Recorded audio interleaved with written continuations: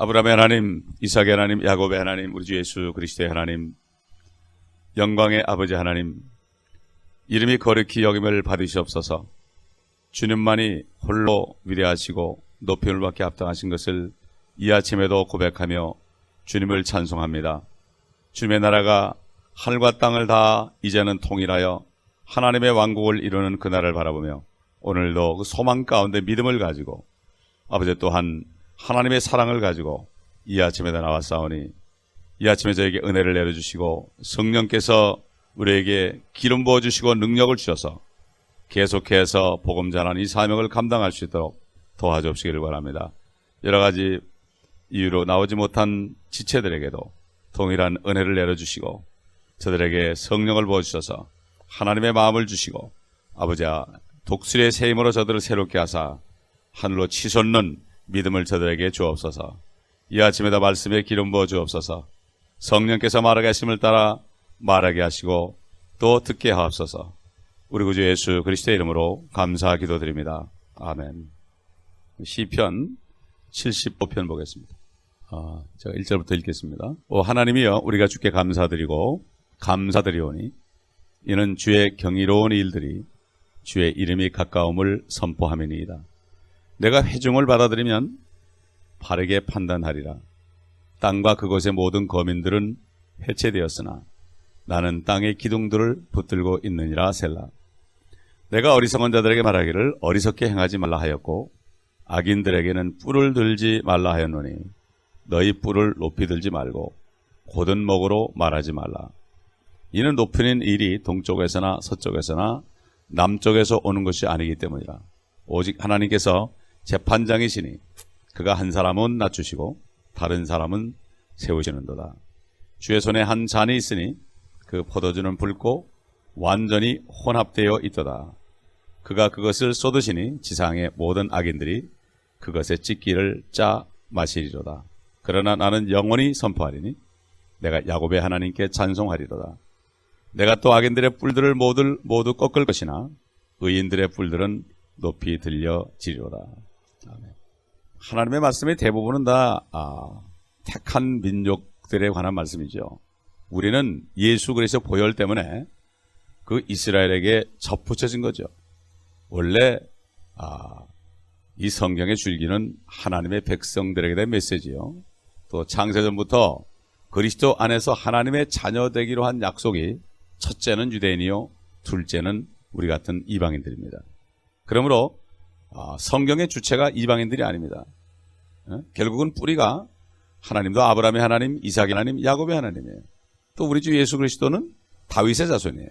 그렇기 때문에 주님께서도 수가성전에게 구원이 유대인에게서 난다 그랬습니다. 구원이 유대인에게서 난다.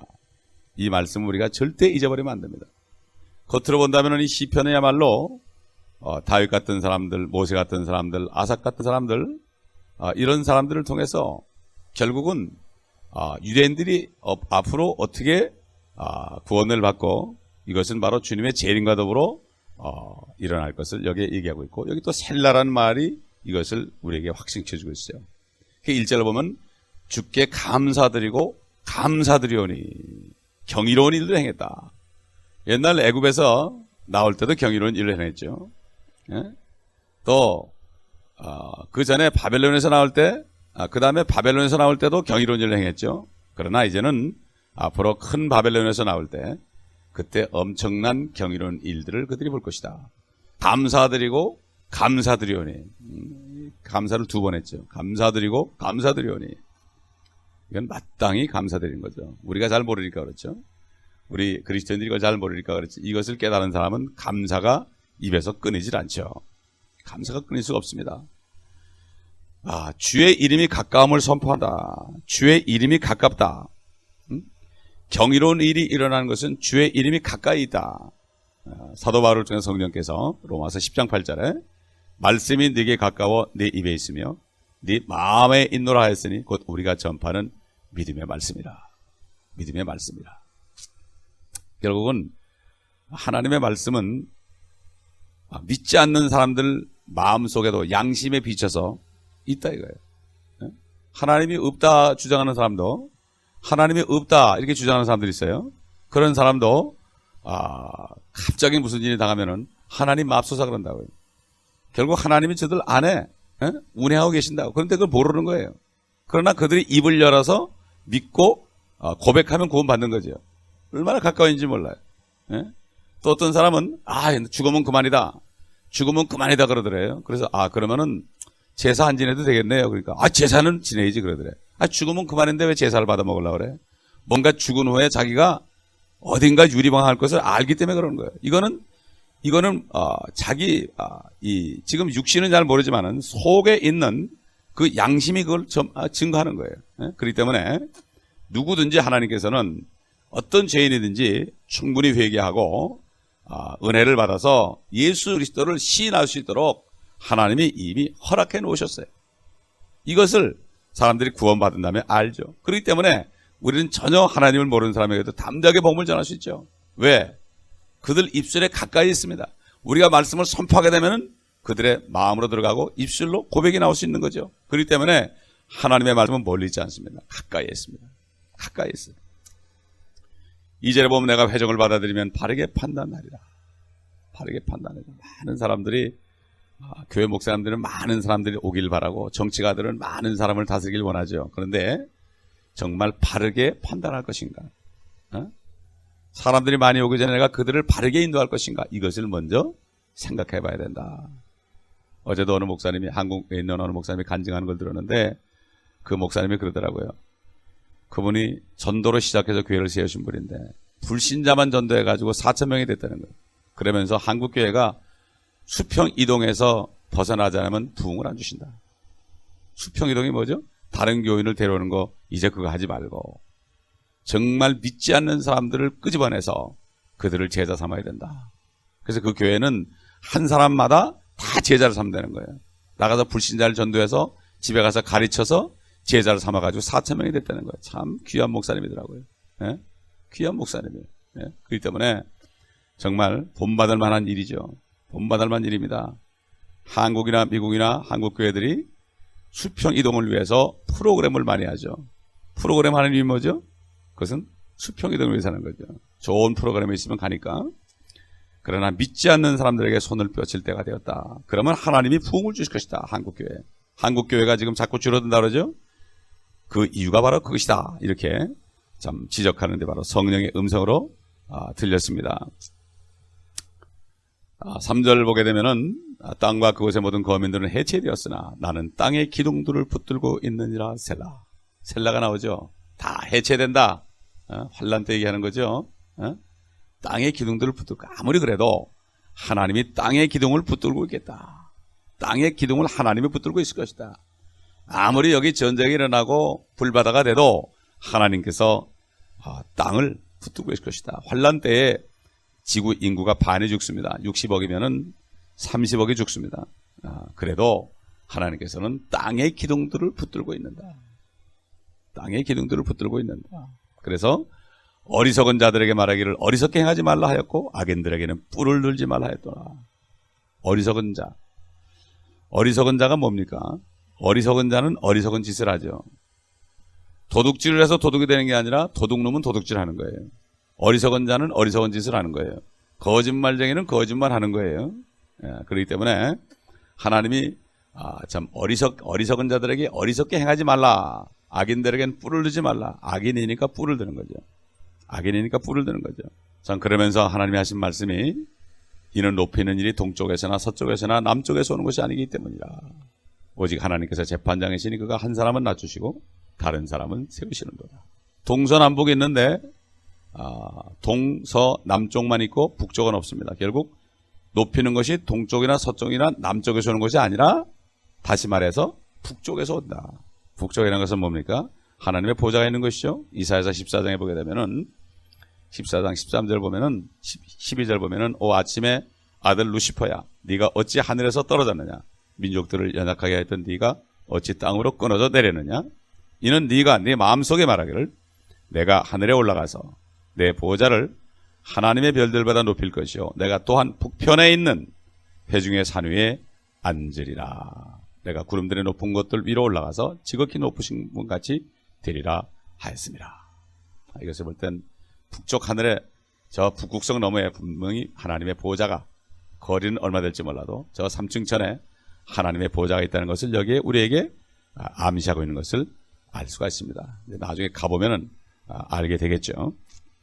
하나님께서는 원하시는 사람은 낮추시고 또 원하시는 사람은 세우신다. 인류 역사는 인간이 범죄한 이유로 하나님의 백성을 택하신 다음에는 그 백성들을 거룩하게 하기 위하여, 때로는 매를 치기 위하여 이방 나라들을 높였습니다. 느부갓네살이나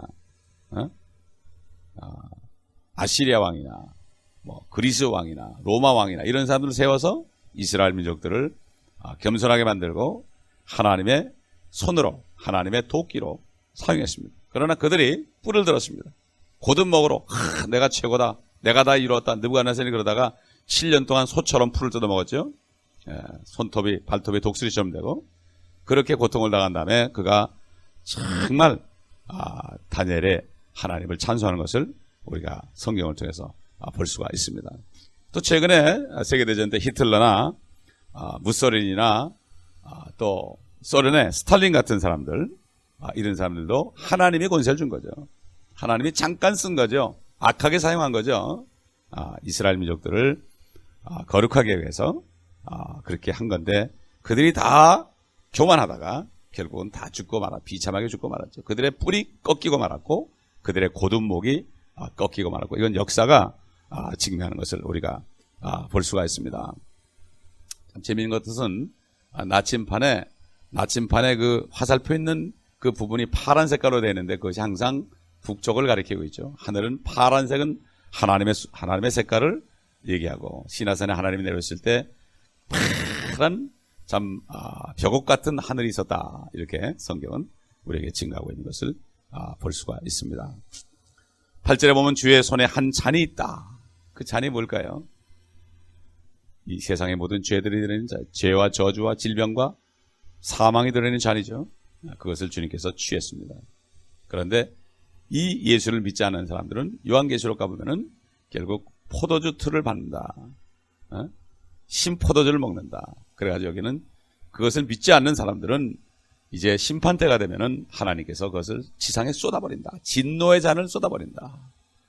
예수를 믿는 사람은 그 진노로부터 자유롭게 됐지만, 믿지 않는 사람들은 진노의 잔을 마실 것이다. 그렇지 않겠어요? 결국 믿는 사람들은 다 휴가 될 거니까, 이 땅에는 믿지 않는 사람들, 악인들만 있을 거니까 그때는 쏟아붓는다.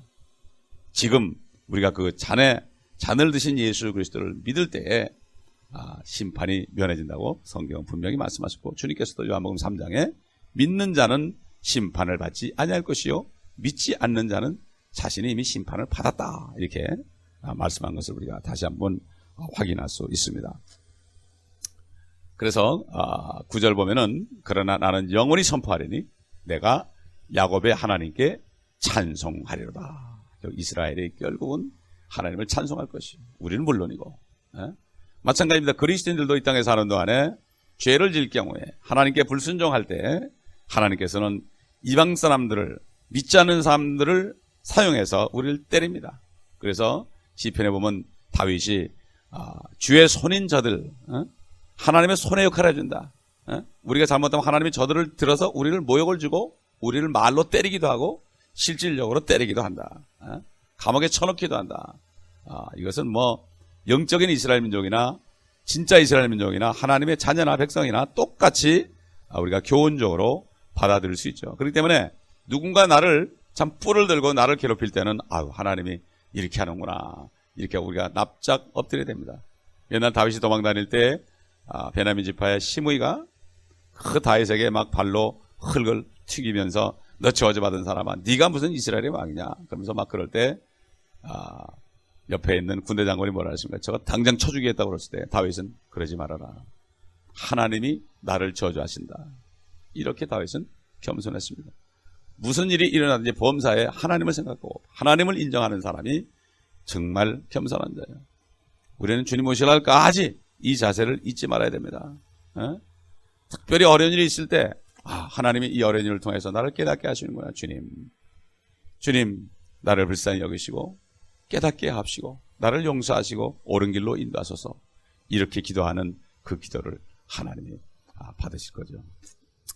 그러나 결국 마지막 심판 때가 되면은 하나님이 하나님의 백성들과 자녀들을 완전히 거룩하게 하고 다 끝나면은 그동안에 악하게 사용됐던 세상 사람들은 다 그들의 뿔들이 꺾일 것이다. 그리고 의인의 뿔들은 높이 들려지리로다. 하나님의 능하신 손 아래 겸손하라. 때가 되면 너희를 높이리라. 이렇게 사도를 통해서 말씀했죠. 이 말씀대로 요한계시를 가보면은 적그리스도의 10뿔이 결국은 다 꺾이게 됩니다. 마지막 10뿔이 다 꺾이게 되는 것을 우리가 볼 수가 있습니다. 여기 보면 의인들의 뿔들이다. 의인들은 righteous. 이 righteous, 의인들을 그럴 때는 구약시대적인 의인을 말합니다. 신약시대는 우리가 의인이 아니라 의롭다 칭함을 받은 자들이에요. 영어로 얘기하면은 구약시대 의인들은 righteous 이렇게 있고 신약시대 의인들은 just 그랬습니다. justify. 의로움을 받았다. 그러니까 그리스도의 피로 의롭다고 해주는 사람들. 이것이 바로 구약시대적인 의인과 신약시대적인 의인이 다르죠. 보면 바울 서신이나 사도 요한의 서신 같은 데 보면은 거의 없습니다. 우리가 의인이다 이런 말이 없습니다. 의인들이다 이렇게 말하지 않았어요. 베드로전서 4장 18절 보면은 만일 의인들이 겨우 구원받는다면 이 정도 나와 있어요. 또 요한일서 3장 7절 보면 의를 행하는 자는 그분께서 의로우신 것 같이 의로우나 이렇게 나오죠. 그러니까 의인이다 이렇게 하지 않았습니다. 그렇기 때문에 우리는 참 죄인이지만 의롭다 칭함을 받은, 법적으로 의롭다 칭함받은 사람이기 때문에 실질적으로 우리의 상태가 의로워지기 위해서는 항상 주의 피로 씻고 말씀의 물로 우리가 계속 정결하게 되어서 우리 영과 혼과 몸이 깨끗해져야 됩니다. 그런데 혼이 정결해야만 몸까지 깨끗해지죠. 근데 사람들이 혼을 정결하게 하지 않죠. 진리에 순종해야만 혼이 정결하게 됩니다. 근데 사람들이 순종하지 않죠. 성경 말씀은 우리에게 주신 명령도 있고 약속도 있습니다. 그렇기 때문에 하나님의 말씀에 순종할 때, 행할 때에 그 축복이 오게 되어 있습니다. 그래서 성경 전체를 보면은 복종하라 하는 말씀이 나오고 또 순종하라 하는 말씀이 나옵니다. 복종하라 하는 말씀은 아내들이여 남편에게 복종하라. 왜 그러느냐? 아내들이 남편에게 복종할 이유를 모릅니다. 요즘 같아서. 그러니까 몰라도 복종하라 이거예요. 몰라도. 그게 복종이에요. 영어로 submission입니다. submission.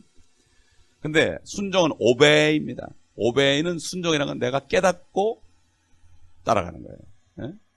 그러니까 복종을 하든지 순종을 하든지 몰라도 무조건 순종하든지 알고 순종하든지 둘 중에 하나 해라. 그래야만 하나님의 말씀에 있는 약속이 이루어진다. 사람들이 그걸 못하는 거예요. 말씀이 머리에만 있고 순종을 안 하기 때문에 말씀의 능력이 안 나오는 거예요.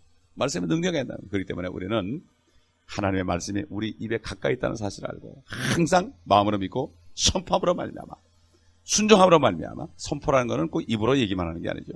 그것을 선포가 뭡니까? 행하는 거죠. 그러므로 입술로 말한 것을 행함으로 말미암아 그 말씀이 우리에게 이루어져야 되는 거예요. 그러면 성경 말씀은 결국은 우리에게 창조의 능력을 발휘한다. 그래서 우리가 믿음으로 말미암아 하나님께서 이 세상들을 창조한 것을 알게 되었다고 그랬죠. 믿음으로 말미암아 알게 되었다. 이게 뭡니까? 말씀으로 창조해서 알게 됐다. 이게 뭐죠? 하나님의 말씀을 내가 선포하고 행하면 창조의 역사가 나온다. 이걸 얘기하는 거예요. 이걸 사람들이 모르는 거예요. 엄청난 적이 비밀인데 이걸 모르는 거예요. 종이고 글씨다. 아니죠. 이 글씨 안에 이 말씀이 창조의 능력이 있다. 하나님의 모든 질병을 고치실 것이요. 그러면 이걸 믿고 선포하면은 결국 그게 나타나는데 그거보다 병원에 먼저 가니까 잘 안 되는 거예요. 이걸 싹 죽으면 죽이라고 선포하면 이 말씀의 능력이 임하는 거죠. 독수리 같은 새 힘을 주시는 거예요. 우리는 이 말씀대로 이제는 행해야 됩니다. 행해야만 하나님의 능력이 나타나서 믿지 않는 사람들이 주께로 돌아옵니다. 하나님의 나라는 말에 있지 않고 능력에 있습니다. 이제는 말씀을 주셨으니까 이 말씀을 내가 행할 때 능력이 나타날 때 결국 빛이 비쳐서 생명이 들어가서 그 빛이 죄인들에게 비치게 되고 그 빛을 받아들이게 되는 것입니다. 기도하겠습니다. 아버지 하나님 감사합니다. 이 아침에도 저희들에게 말씀을 통하여 또한 가르쳐 주시고 인도하심을 감사합니다. 주님 오실 날까지 우리가 주님 앞에 견손히 무릎 꿇고 주님이 우리를 높여주는 그날까지 우리가 주의 말씀으로 거룩하게 되는 삶을 살 수 있도록 도와주시고, 이 말씀을 우리가 선포하고 행함으로 어두운 세상에 생명의 빛을 비침으로 많은 죽어가는 영혼들을 구원하게 앞서서 믿음을 가지고 소망 속에서 주님의 사랑으로 복음을 증거하는 저희가 되게 앞서서 믿음, 소망, 사랑은 항상 있을 것이라 했습니다. 그러나 주님 만나면 이제는 사랑만이 수준합니다. 우리가 사랑한 사람들을 하늘에서 많이 만나서 그들을 영원히 사랑할 수 있는 제가 될 수 있도록 도와주시옵소서. 주 예수